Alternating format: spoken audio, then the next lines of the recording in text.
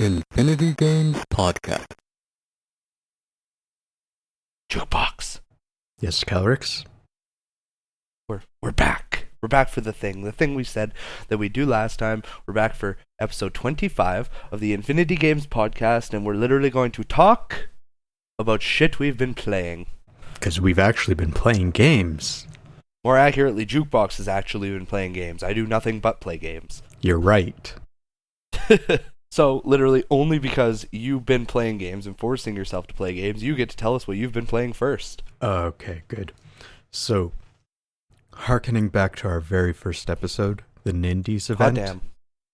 Oh shit. I was losing my fucking mind over Tumbleseed. Right? Yeah. You remember that? Yes. So, there was a humble bundle, and Tumbleseed was totally in it. Okay. Along with a bunch of other good junk, but like, I pretty much got Tumbleseed for $1. Nice. Right? It's normal $17 game. So it was like, hey, I can play this thing that I really like and also not spend a lot of money. Just like jackpot. It's always good. So, do you remember what the game was? Like what Tumbleseed was? Yeah. No, but I can YouTube it.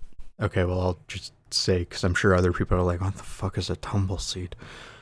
Yeah. Tumbleseed, the way they describe it, is a rolly roguelike. So, if you can imagine, you have a bar at the bottom of the screen and a round seed on that bar. You control up or down either side of that bar to make it roll back and forth across the screen. And you have to roll it around obstacles and enemies and stuff like that. And along the way, you can collect other seed types to give you advantages like jumping into the sky or giving you more. I guess it kind of works like mana. Or give you spikes so you can actually hurt enemies if you run into them, stuff like that. Yeah. So the adventure mode, there's 4 biomes. It's like forest, jungle, desert, and like snowy mountaintop type deal. Mm-hmm. You go through all 4 biomes to reach the top of the mountain, and it is every time you restart it, the levels completely regenerate, and that's where the roguelike part comes in. Okay. So it is brutally difficult, and I have to commend the developers because they were having pretty poor sales, and their solution is they actually went back and updated the whole game, so they added like a 4-level story mode of sorts, and they added additional like power-ups, so it would make the game a lot easier. Because that was like the main complaint, like 1% of people who had bought the game at that point had actually made it to the top of the mountain. Wow. Like, could you imagine paying $17, getting 200 meters up the mountain every time, and then just giving up because there's nothing else to do? Yeah. They like 100% fixed that. That's good. And I'm actually a little sad that I never got to experience the game as it originally was. Because, I'm okay with that brutal difficulty, because I figure, that's kind of what it's like on those arcade games that it may have been based off of, like the ice cold beer. But I've been having just like a dandy time with that. Because I remember I thought it looked like hot damn good time, and then you mentioned to me about this humble bundle. Jukebox is like, Kelryx, the humble bundle, and I'm like, the what and the who now?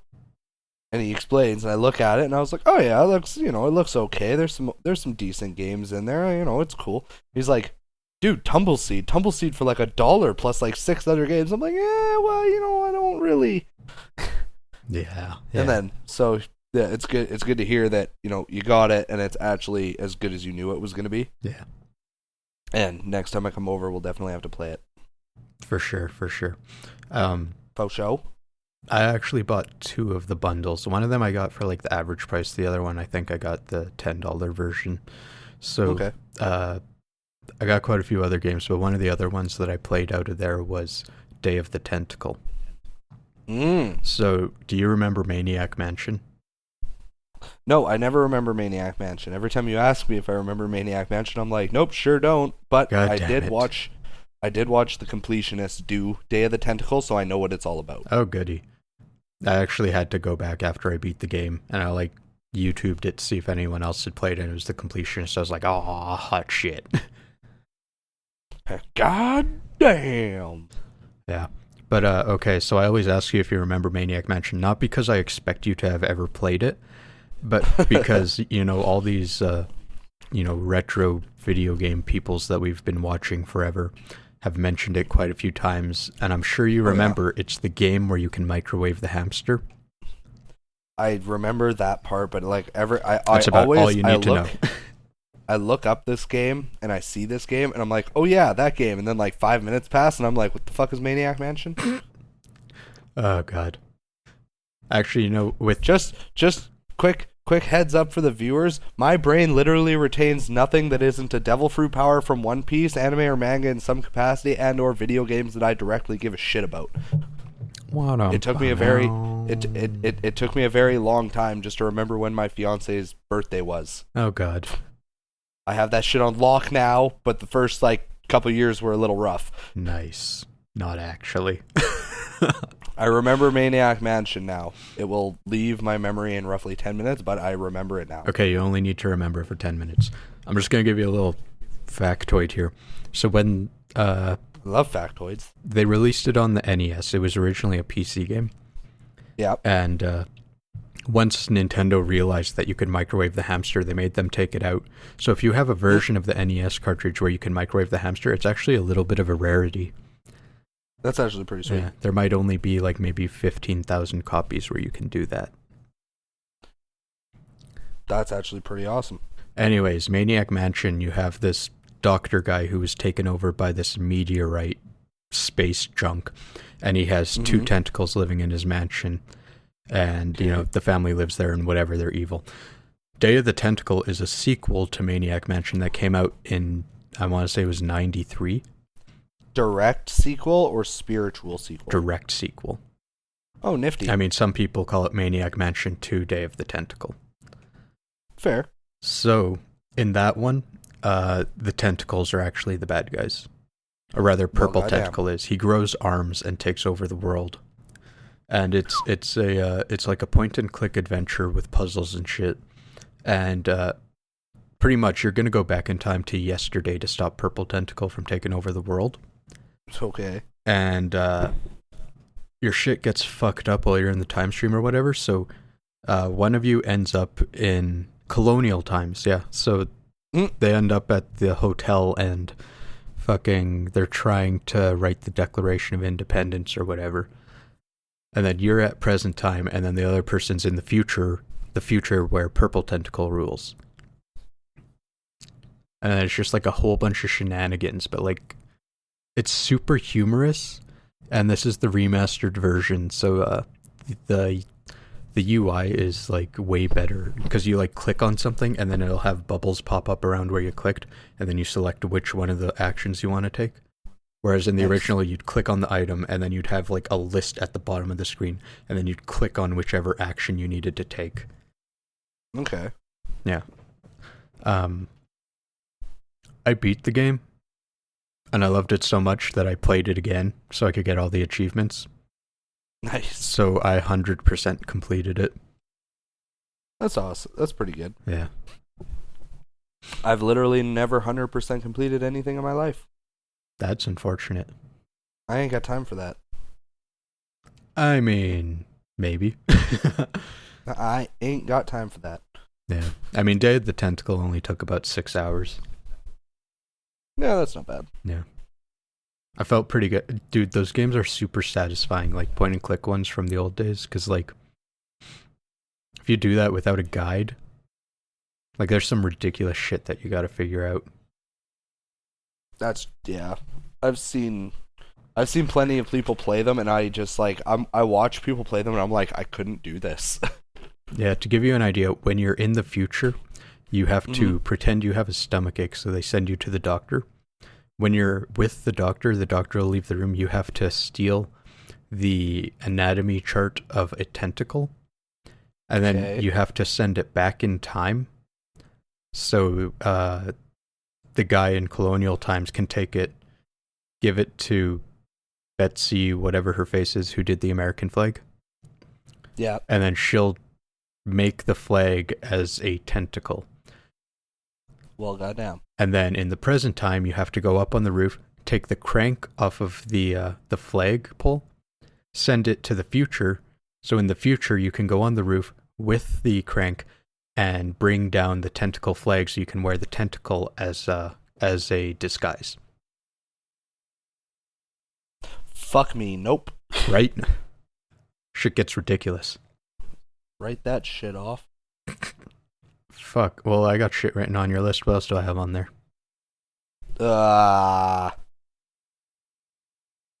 Abzu and Sakura Dungeon. Right. So, titty games. Titties! Except Abzu. Abzu's not a titty game. No, but Sakura Dungeon is. That was like my time waster while I couldn't sleep.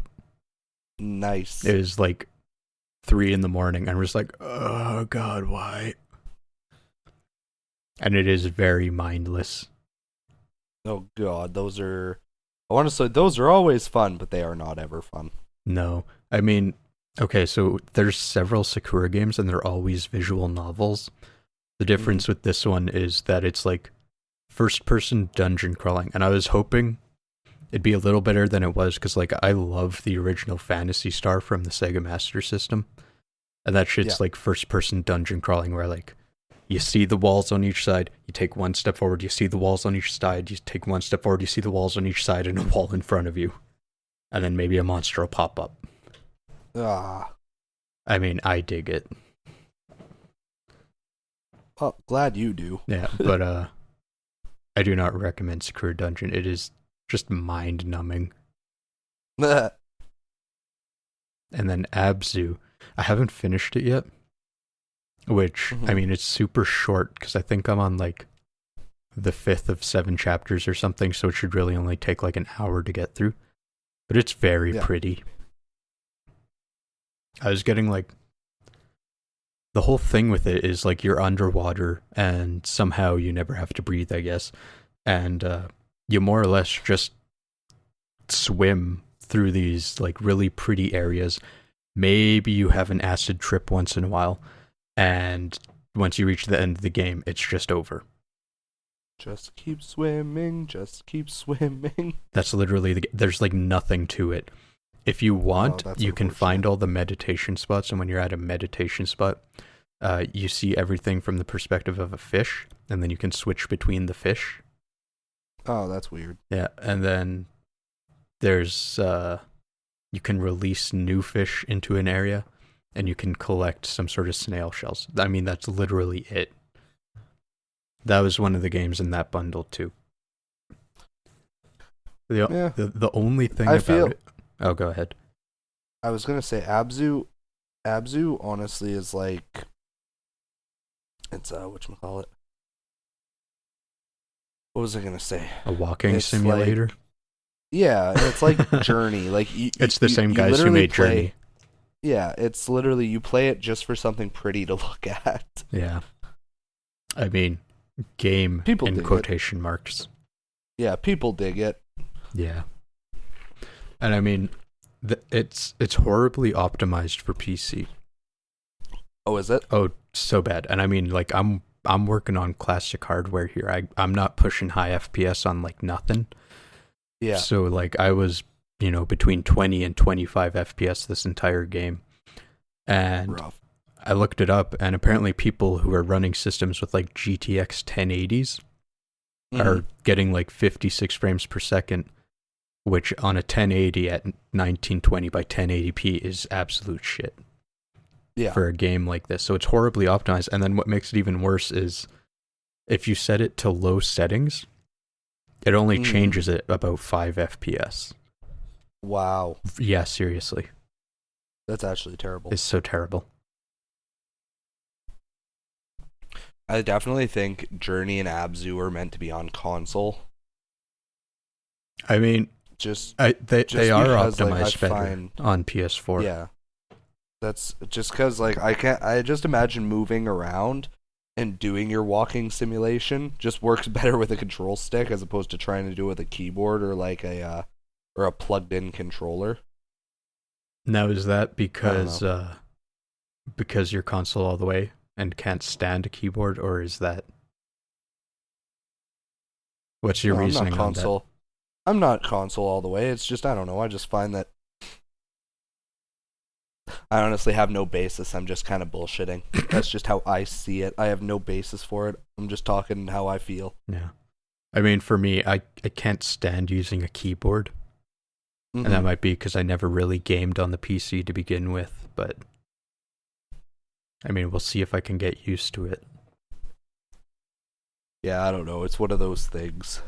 Yeah. I mean, you can take your turn. I'm sure what you've been playing's been much more interesting. Half and half, I suppose. I guess, you know what? Fuck it. I'll start with the big one. I mentioned it last podcast that I would get it and I would be able to play it and all that. So I did get Pokemon. I did get Ultra Moon. And I'm gonna tell you guys one thing. Like, the thing, it literally, like, sold the game for me. I'm literally enjoying it. I'm actually enjoying it a lot. And 90% of my bias towards enjoying it is because of what happened in the first 10 minutes of the game. So, minor spoilers. When you play through Sun and Moon, like the original Sun and Moon, the thing that literally me and all my friends pretty well hated about it, Jukebox included, is the fact that it takes you like a fucking hour and a half to get your fucking starter Pokemon. Yeah. Like, you literally like move countries, and then you wake up, you talk to mom, talk to the professor, go fucking run around town, which is fucking stupid and pointless, talk to people, blah blah blah. Then you fucking go find Lily, save her and Cosmog from a bunch of Spearows. Tapu Koko saves you, gives you the stone for your Z-Ring, and then it's just like this giant fuck around. And then like an hour later, after tons of cutscenes and shitty fucking tutorials, it's like, okay, you can have a starter Pokemon now. And I'm just like, kill me. Like, just fucking kill me. Like, Sun and Moon literally melted my brain after that. Like, I just, like, after having to wait an hour just to get my fucking starter, I was just already so done with the game. And then after that, it was just nothing but more fucking tutorials. It was just ate away at me. Hand-holding for the entire fucking thing. Hand-holding for the entire fucking thing. It didn't help that Jukebox and I both tried to Nuzlocke the game. I was right successful off the front of it. For the most part. Yeah, Jukebox did much better than me. But, so it's like, it was even slower for us, because it's like, we're just trying to keep our shit alive, so we can't just, like, try and barrel through battles and stuff to speed up the game a little bit. So it was just beyond fucking painful for us. So, in Ultra Sun and Ultra Moon, the way that the opening of the game goes is it's the same thing. You're moving from Kanto to Alola. You wake up, you talk to mom, and then she's like, "Why don't you go explore?" And we're like, "All right, cool, whatever." So we go run off, and then we go into these bushes, and we hear our mom, and she's like, "Just be careful, there might be wild Pokemon." And we're like, "All right, whatever." Like, it's a really small patch. So sure enough, you go in, you get attacked, and then you get saved by Popplio, Litten, and Rowlet. They come and they scare off the Rattata or whatever. And then Kukui comes up and he's like, "Oh man, like fucking these little guys just jumped out of their Pokeballs. They must really see something in you. They must want to save you, blah blah blah." And then boom, you pick your starter. And like in the first 5 minutes of the fucking game. You know the way it should be. Exactly, the way it should be, like every other fucking Pokemon game. You know? So, like, that just, like, set the game for me. I was like, thank you! Fucking... And then the game pretty much proceeds the same as Sun and Moon do for the most part. Are there gym battles? There are not gym battles as far as I know. I just got to the second island. I haven't had much chance to play it. Oh, okay. But it is still the trials. but the game just it's one of those things where it's like I can't explain it, but I can. It's the game just seems better paced. Oh, I'd hope so. Like I haven't. It's like at the very beginning on the first island, like you still get stopped every little while by like Lily or Kukui or How or whatever, but it doesn't seem as like soul sucking as Sun and Moon. I'd hope Like not. I feel like they cut out some of the dialogue. Like I feel like they literally just like hacked out part of the dialogue. Dude, that game needed it so bad. Fucking, I had Right. Moon, and it was like, I don't remember, 18, 20 hours or something to beat the game. I swear to God, if it wasn't for all the hand-holdy bullshit, that game would have been 6 fucking hours long. Oh yeah, it's brutal. It's so bad. Like I also feel like they dialed up the difficulty in the game a little bit. It might have just been because I was stubborn and didn't catch more Pokemon, but it's like I got to one part where you have to fight the teacher at the trainer school. Okay. And like I don't remember if she did this in Sun and Moon, but she throws out whatever starter you're weak to. Oh, weird. I don't remember so like that. I don't remember if she did that in the original. You know what? Fuck it. Just for the sake of argument, I'm gonna look it up real quick while I talk about it. If the difficulty is increasing, could that possibly be, they took out a bunch of the dialogue and other bullshit, so they kind of got to fill the space with making you grind? I'm not. I can't be totally sure, but blur blur blur. But yeah, so I was really surprised. Oh, hang on. Things are happening. Yeah, so in Sun and Moon, the teacher uses a Magnemite and an Alolan Meowth. So like useless. Like you're gonna walk right over her. Right? Right. But in Ultra Sun and Ultra Moon, I picked Poplio, so she threw out a Rowlet. And the only other Pokemon I had was a Grubbin. So she wiped me the first time because I wasn't expecting it. And then I fought what's his face, the first trial captain, because he battles you to make sure you're fit to do his trial. Right. And his first Pokemon I think is what is it, a Yungoos? So I was like, okay, whatever. And then he throws out a Smeargle, which for me he knew Leafage. So he had Rowlet's new move. So again, he like fucks my team because all I have is a Grubbin and a fucking Poplio. I see. So it's like on the one hand, it was harder and I got my butt kicked a couple of times, which I really appreciated. But at the same time, if I was more like, YOLO, fuck it, I'm going to catch whatever I see, and I had more Mons, it probably wouldn't have been that bad. No. Because then I would have just left Poplio out of the fight completely. Wait, hold on a second. Were you going to Nuzlocke this one too? No, I thought about it, and then I was like, you know what? I was like, just in case it's... Because I hadn't seen anything on Ultra Sun and Ultra Moon. I've been avoiding it. Which is amazing to me, because I avoid spoilers like the plague, but you're just like, yeah, I know everything before the game comes out. Pokemon, I'm a little different with. If it's like... I mean, a little. Yeah, a little, like to a degree. If like for Pokemon specifically, it's like, oh my god, they leaked the Pokédex. I'm all over that.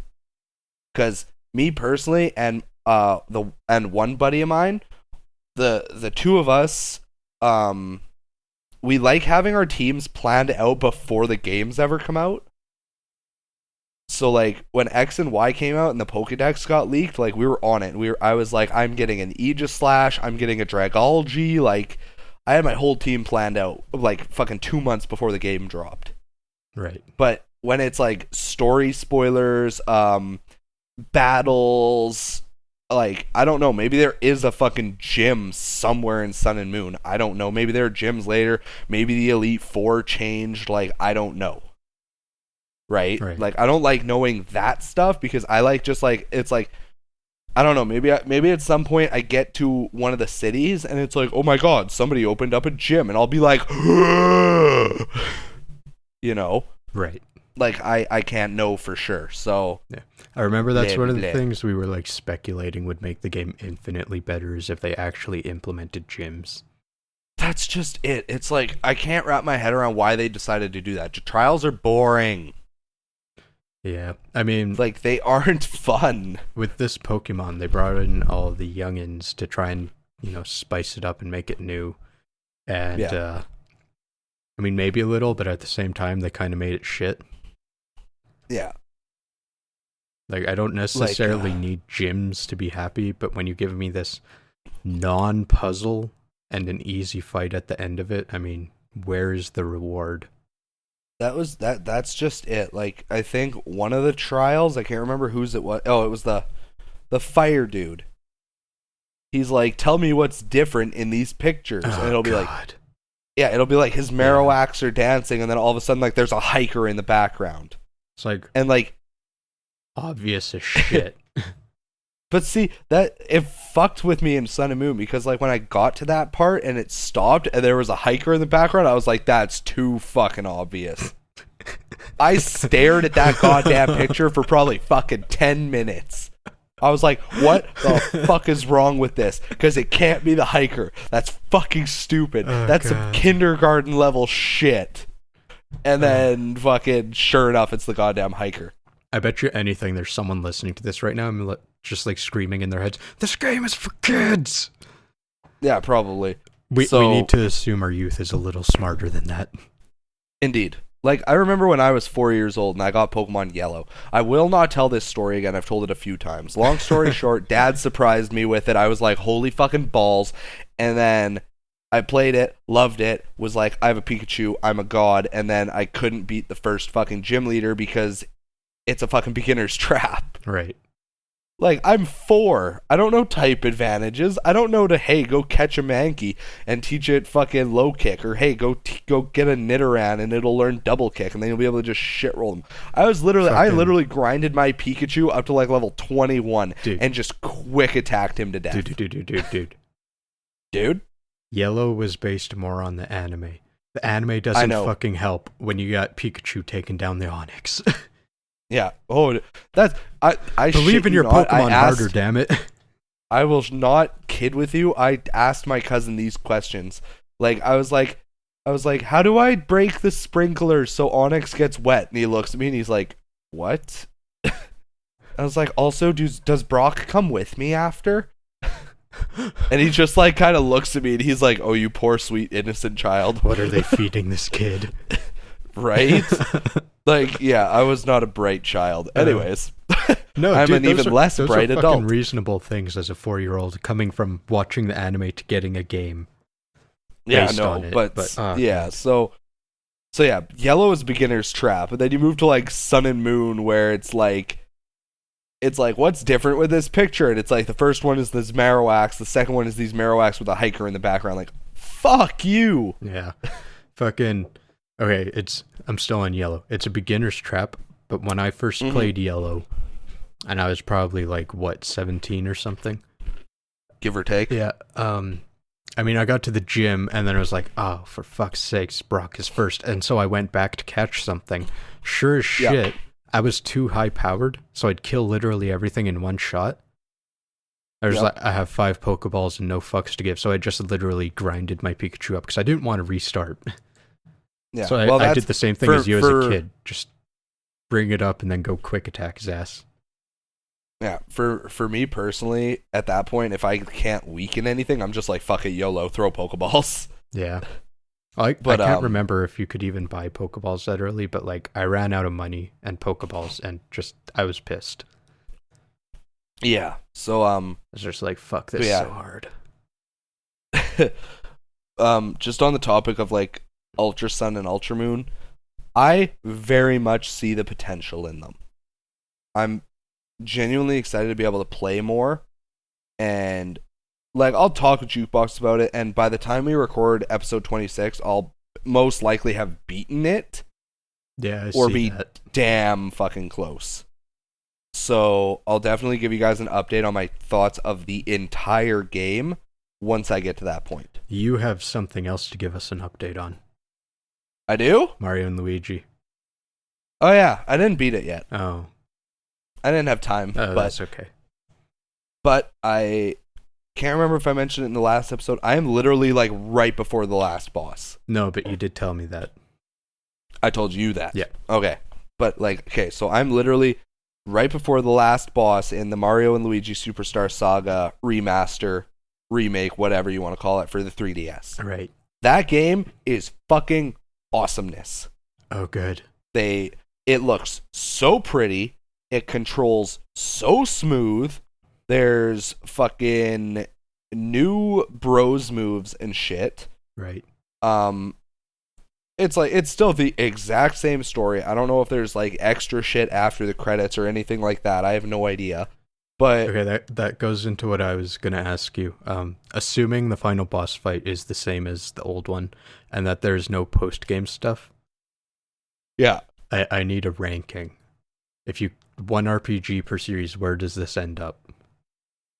ooh, I give it like a solid 8.7. Right. Like it's not like stupid good enough to get a 9 or higher. Right. But it's way up there. Like I play it and I'm very satisfied playing it. And where's it sitting in your top 10? Because last episode you were like, it's definitely in there. In the did I say it was top 10 RPGs? Yeah, if you could only have one per franchise. Oh, yeah, okay, one per franchise. I was going to say, like, I was on something if that's in the top 10. Yeah, no, okay, one per franchise. Like, I can't give you a comprehensive list. I would need to legitimately, like, take an hour and write that shit down. Right. But I'd definitely place it in, like, the probably 7 to 9 range. Yeah. I can't see it getting higher than a 7, but I can't see it being like at the bottom of my top 10 or not in it. So I'd say in that like 7th place to 9th place range is probably where it sits. That's good. I'm silently judging you.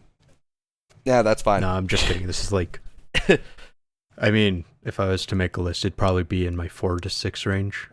Because, like, back in the day, that was my, like, jam. And we've been over this. Today, it's your jam. But today, it's a jam. For anybody that hasn't marmalade. picked this up, for anybody that hasn't picked this up in the last 24 episodes, I am the RPG god. That's, like, all I fucking play. That's all I really give a shit about. So me putting Superstar Saga in a top 10, even if it is one per franchise, that's a fucking hard list to get into. Yeah. Because I have shit in there like fucking Kingdom Hearts is number 1. Kingdom Hearts 2 is number 1 by like a fucking landslide and a half. Nothing will ever usurp that, most likely, until number 3 comes out. And then it's like, I probably have fucking Pokemon, I'm not sure which Pokemon, but I definitely have a Pokemon game as number 2. Right. Or, no, Pokemon number 3. Because Tales of Symphonia would be number 2. Oh, and then, fuck, like, I forgot to message you, dude. About? During the Black Friday stuff and all that, Tales of Symphonia was like $4 on Steam. I mean, I have like 8 different versions of that game right now, so I very much don't need it on Steam. Even if it is only $4. But now you can play it on your PC. Anywhere. Oh, shit. Breaking news. Episode news. 4 is no longer our most listened to episode. Hot Can damn. you guess which one is? Random number fucking 13. No. Episode 13 is Damn. the unluckiest episode ever. Oh, that was a good one, though. That's just what I titled it. No, it's actually episode 21, Mario Kart 8, Don't Drink and Drive. Nice. Yeah, I can dig this. Me too. How many listens? 24. Hot damn. Ukulele's at like, what, 19? 19, yeah. Yeah, What else good. have you been playing? What else have I been playing? I played the new South Park game. Yeah, how is that? It's actually very, very good. I hear it's like the exact same as Stick of Truth as far as location and everything goes, with just a different story.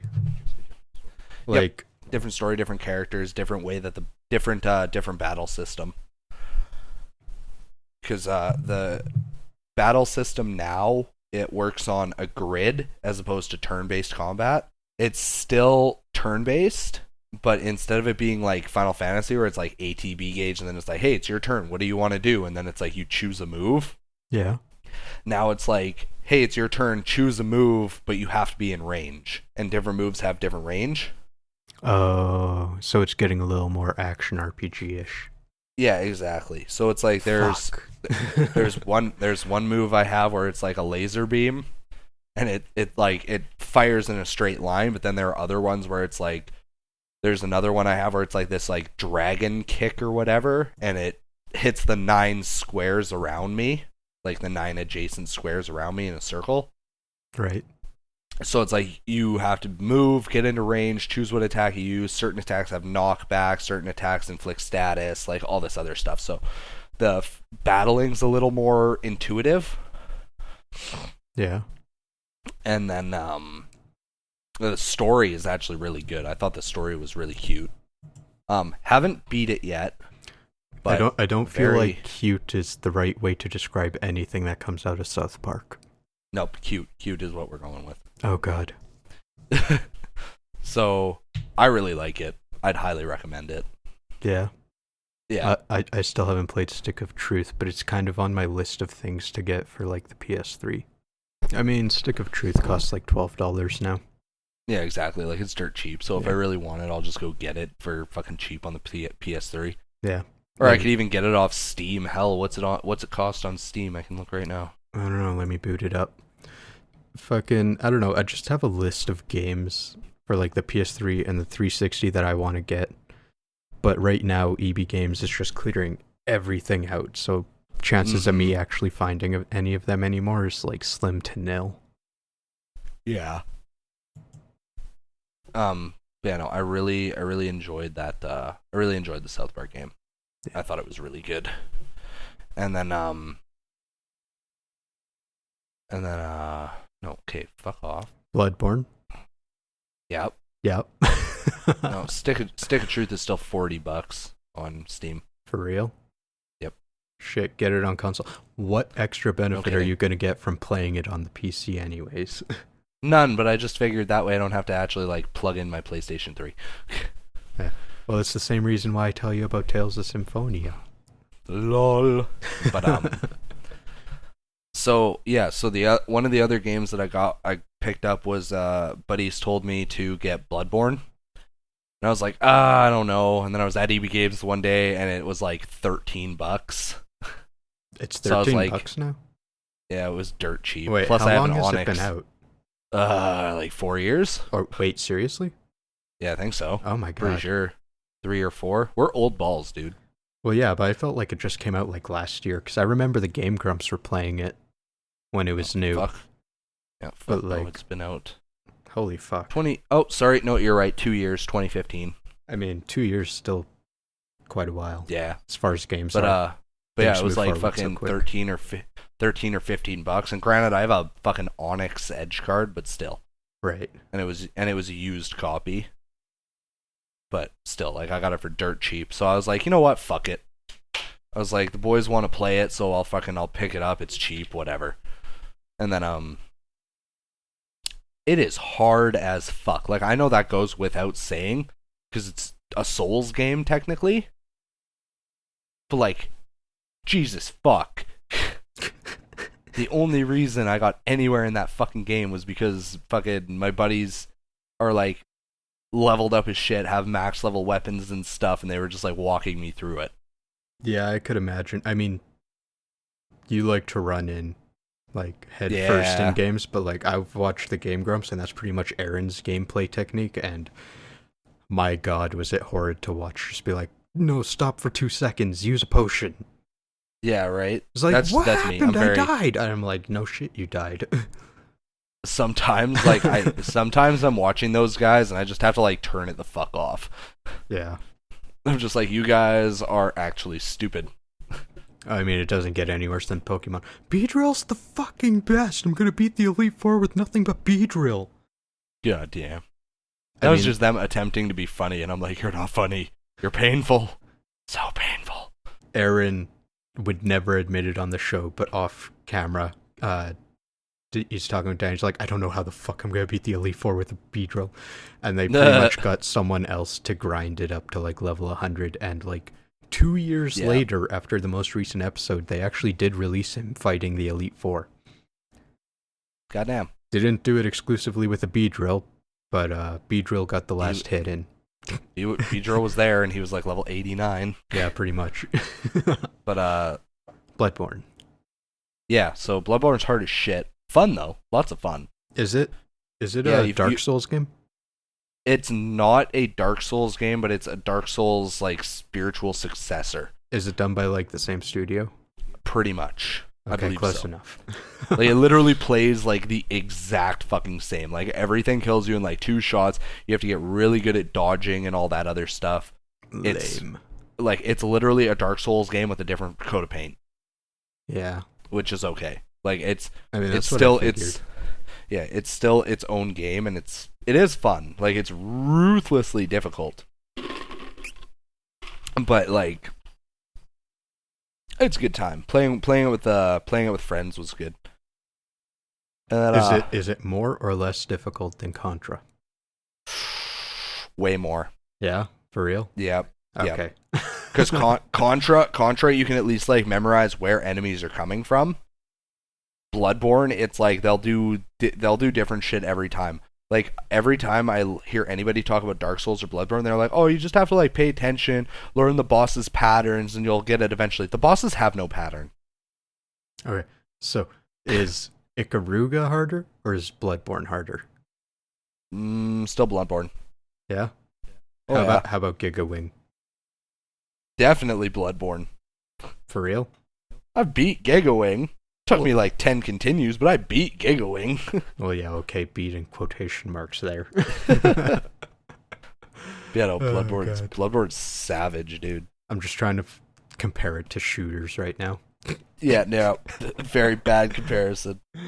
Death Smiles. But Death Smiles, fuck, I haven't even played that one. But I got the sealed limited edition of that shit, man. Oh, nice. Yeah. But yeah, Bloodborne, dumb hard, good game though.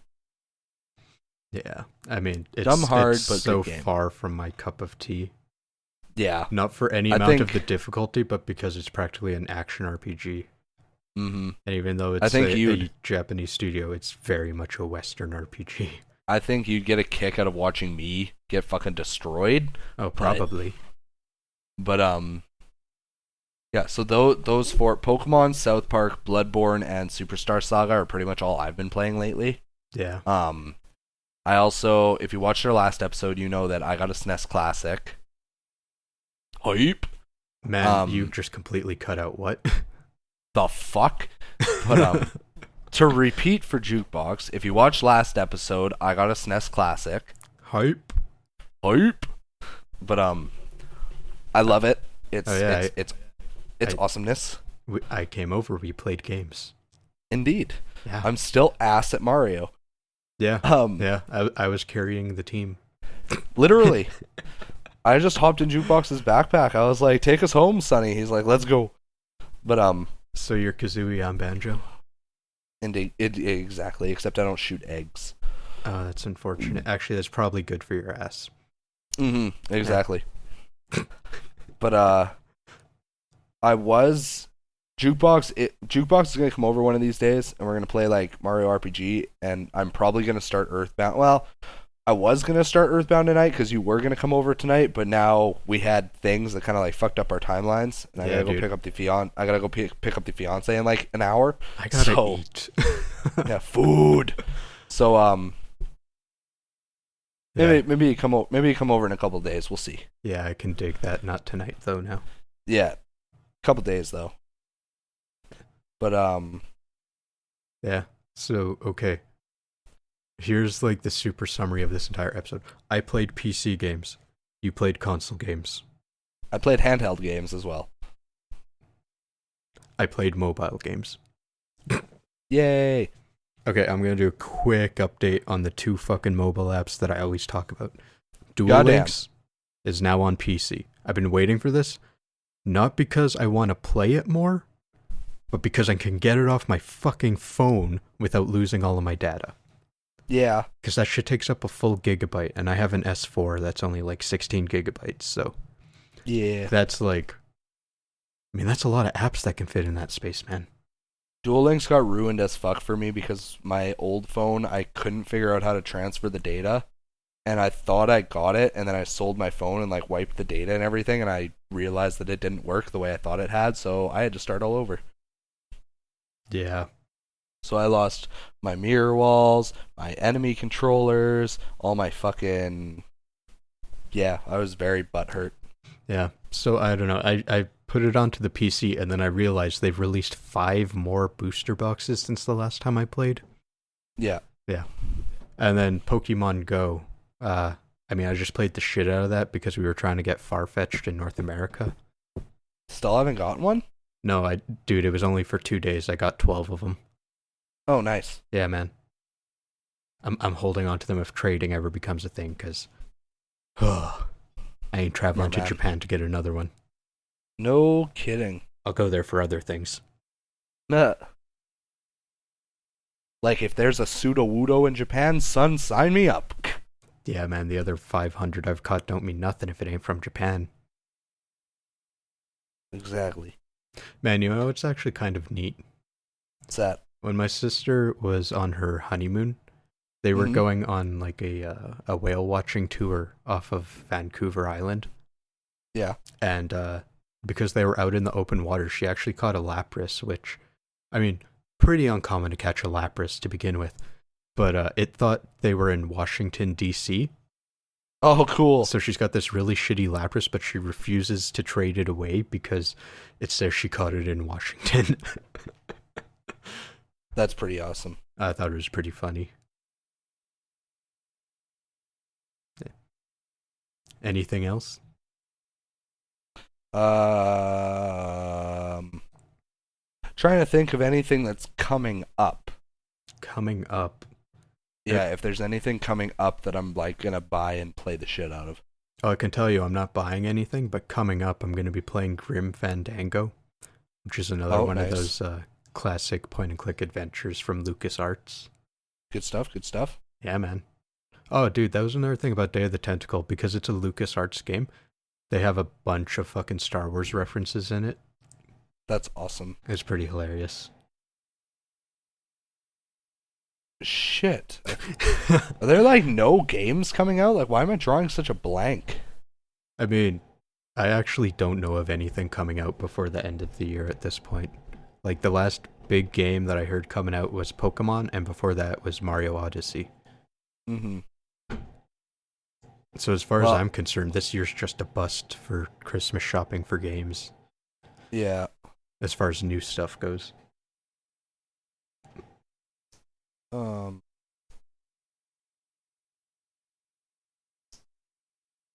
Fuck me. I know God of War doesn't have a confirmed release date, but it's supposed to be early 2018.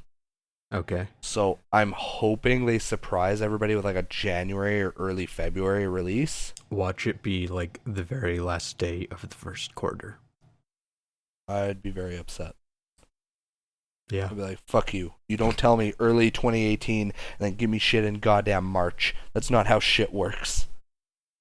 Oh, dude, you know, it's not much of a theory, but with Kingdom Hearts 3, I half bet you that it's getting super delayed because Disney's going to release a movie and it's going to be in the game and they can't release it until the movie's already out.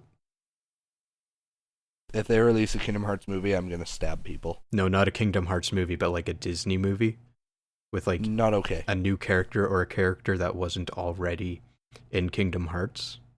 So you're thinking they're going to put it in Kingdom Hearts and they wouldn't need to wait until the movie? Yeah, like, Gotcha. I mean, they've already shown Thanos, but imagine if Infinity War comes out and Thanos is in it and he has some crazy new armor or something, and for whatever reason they want to put that into Kingdom Hearts 3. They ain't going to release that game before Infinity War comes out. That's right? true. I mean, there was a leak for a possible release date, and it's November of 2018. Fuck, that's a long time. Right? But whatever. I'll wait patiently, and then when that day comes out, when that game comes out, I'm out. Like, I'm gone. Like, I'm booking a week off work. Yeah. Just who needs sleep? 5-hour energies. Yeah. You think I'll need 5-hour energies? I'll be running on pure hype. Man, you completely cut out again.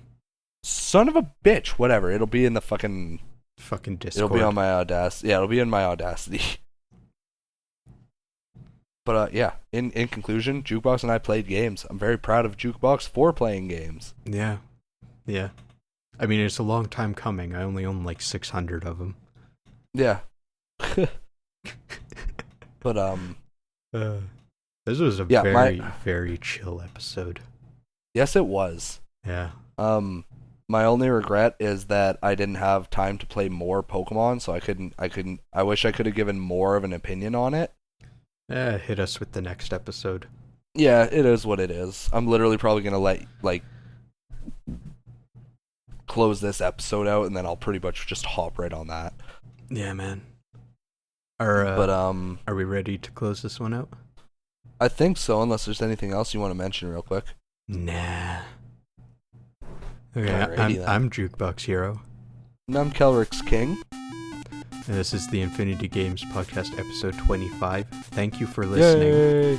And if there's anything you'd like us to talk about, or anything that you've been playing and you'd like to share with us, be sure to comment on our Facebook at Infinity Games Podcast, on our Twitter at Games_podcast, or new option, we are now on Instagram, Hot damn. which Kelryx will be running, and that's at Infinity Games Podcast. Look forward to the first post tonight. Yay! I'm gonna get something figured out. I can dig it. Yay! Okay, bye! Bye!